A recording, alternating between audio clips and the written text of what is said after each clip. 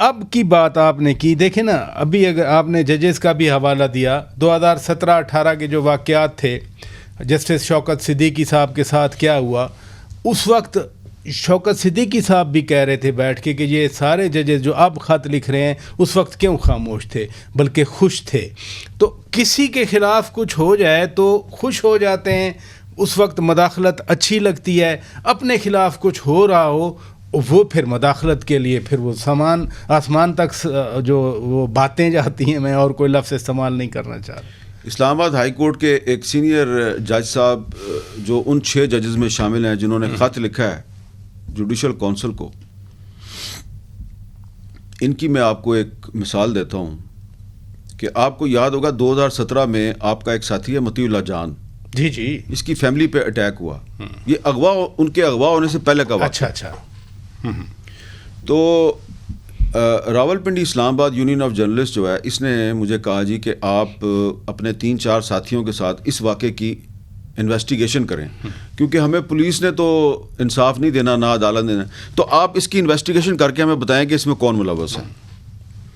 تو میں نے جب وہ انویسٹیگیشن شروع کی تو مجھے ادھر ادھر سے پیغامات آئے کہ آپ یہ کام نہ کریں، کیونکہ ہم نے نا اسپاٹ پہ گئے، ہم نے جا کے عینی شاہدوں سے بات کرنی شروع کی اور پولیس نے ہمیں بتا دیا کہ کیا ہوا ہے اور کس نے کیا ہے.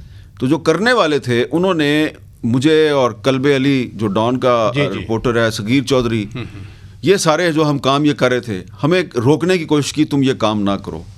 جب ہم نہیں رکے تو ایک دن اچانک اسلام آباد ہائی کورٹ کے جج صاحب جو ہیں انہوں نے میرے خلاف قتل کی ایک FIR درج کرنے کا حکم دے دیا. جی.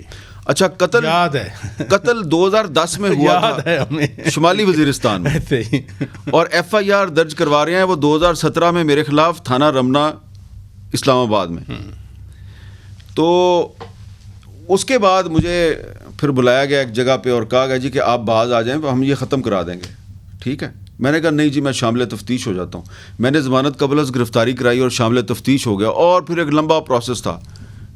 وہ جو صاحب ہیں وہ اب کہتے ہیں کہ جناب میرے ساتھ بڑا ظلم ہو رہا ہے. چلیں، آپ کے ساتھ ظلم ہو رہا تھا، لیکن یہ جب میرے ساتھ یہ واقعہ ہوا تو اس وقت شوکت صدیقی صاحب جو ہیں وہ حاضر سروس جج تھے، انہوں نے کچھ کوشش کی اچھا کہ یہ حامد میر کے ساتھ یہ ظلم نہ ہو. ٹھیک ہے نا، کیونکہ چیف جسٹس تھے، لیکن وہ مجھے بالکل نا وہ بے اختیار اور بے بس سے نظر آئے، اور بعد میں مجھے پتہ چلا کہ وہ تو خود پھنسے ہوئے ہیں. اچھا